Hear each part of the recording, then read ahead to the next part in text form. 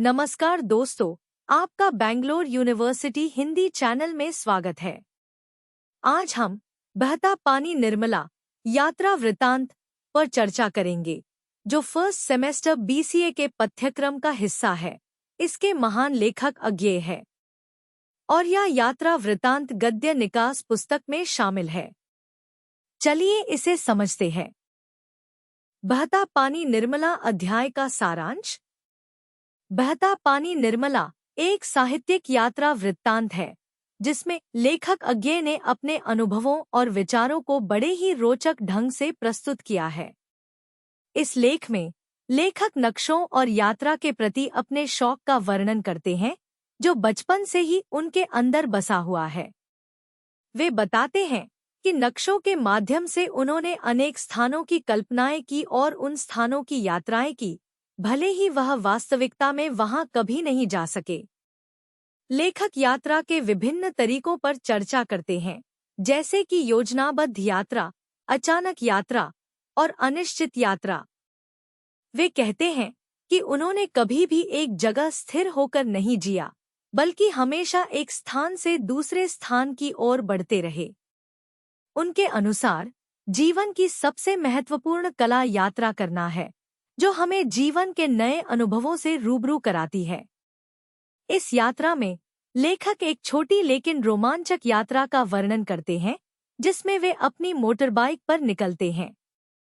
इस दौरान वे एक बाढ़ से जूझते हैं, जिसमें उन्हें विभिन्न कठिनाइयों का सामना करना पड़ता है।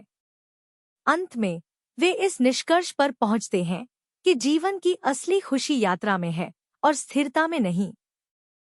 इस प्रकार बहता पानी निर्मला एक प्रेरणादायक यात्रा वृत्तांत है, जो हमें जीवन की अस्थिरता और यात्रा के महत्व का बोध कराता है।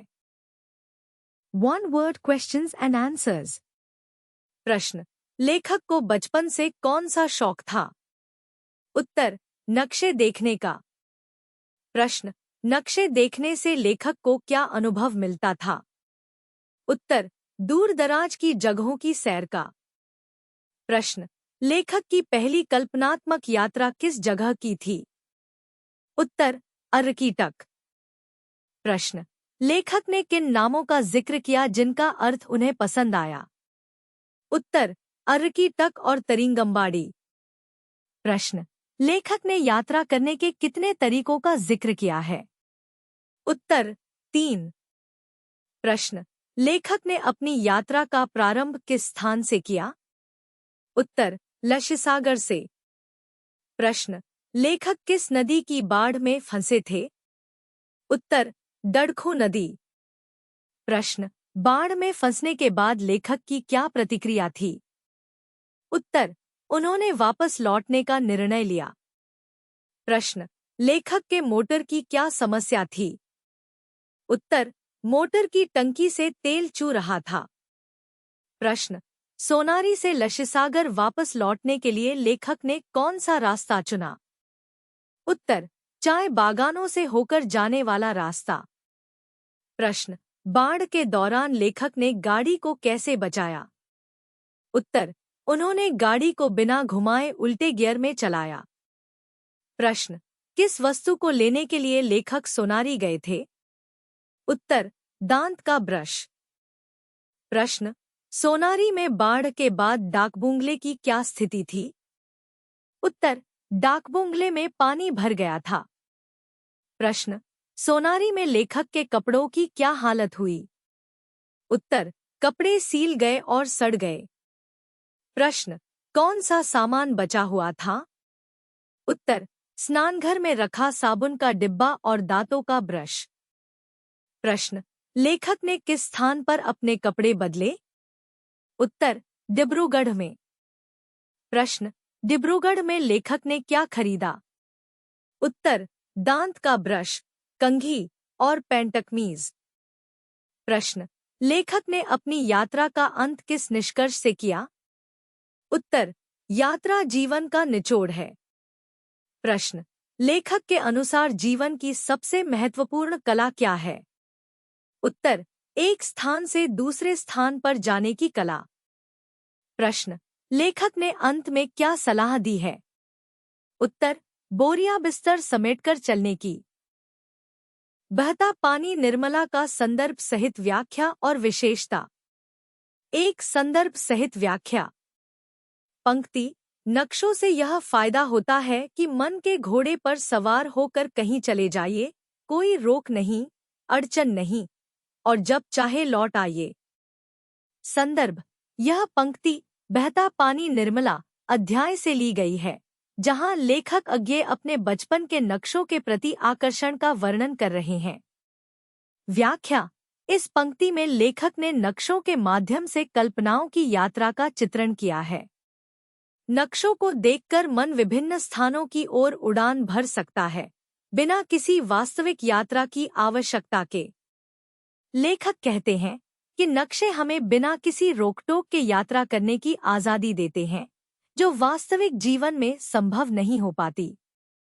विशेषता। इस पंक्ति की विशेषता यह है कि यह कल्पना और वास्तविकता के बीच के अंतर को उजागर करती है। लेखक का जीवन के प्रति दृष्टिकोण दर्शाता है कि वह मानसिक और कल्पनाशील यात्रा को भी वास्तविक यात्रा के समान महत्वपूर्ण मानते हैं।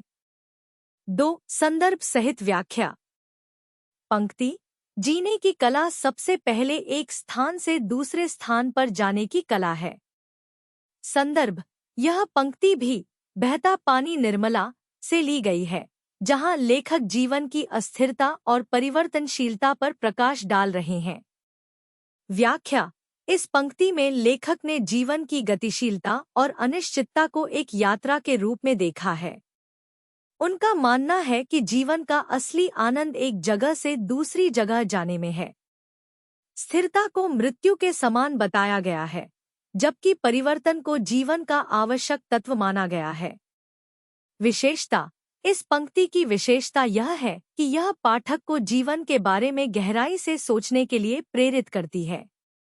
यह जीवन की यात्रा और अनिश्चितताओं को अपनाने की महत्वपूर्णता पर जोर देती है। 3. संदर्भ सहित व्याख्या। पंक्ति। जो रमता नहीं, वह रमणीय नहीं। टिकना तो मृत्यु है। संदर्भ। यह पंक्ति भी बहता पानी निर्मला अध्याय से ली गई है, जहां लेखक जीवन के प्रवाह और गतिशीलता की प्रशंसा कर रहे हैं। व्याख्या। इस पंक्ति में लेखक ने स्पष्ट किया है कि जो व्यक्ति जीवन के प्रवाह में नहीं बहता, वह जीवन का असली सौंदर्य नहीं देख सकता। ठहराव को उन्होंने मृत्यु के समान माना है, जबकि निरंतरता और बदलाव को जीवन का असली सार बताया है। विशेषता। इस पंक्ति की विशेषता यह है कि यह जीवन को एक गतिशील और अनवरत प्रक्रिया के रूप में देखती है।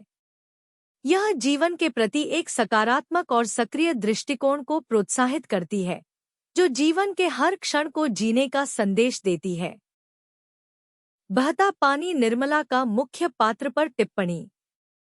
अज्ञेय के बहता पानी निर्मला अध्याय में मुख्य पात्र स्वयं लेखक हैं, जो अपनी यात्रा और जीवन के अनुभवों को पाठकों के साथ साझा करते हैं। इस अध्याय में लेखक का व्यक्तित्व और उनके विचार प्रकट होते हैं, जो उन्हें एक अद्वितीय और प्रेरणादायक व्यक्ति के रूप में प्रस्तुत करते हैं। स्वतंत्र और कल्पनाशील व्यक्तित्व। लेखक का बचपन से ही नक्शों के प्रति आकर्षण उनके स्वतंत्र और कल्पनाशील व्यक्तित्व को दर्शाता है।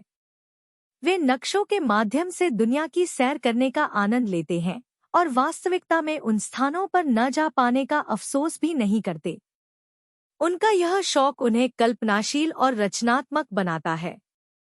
यात्रा प्रेमी। लेखक का जीवन यात्रा के प्रति एक गहरी प्रतिबद्धता को दर्शाता है।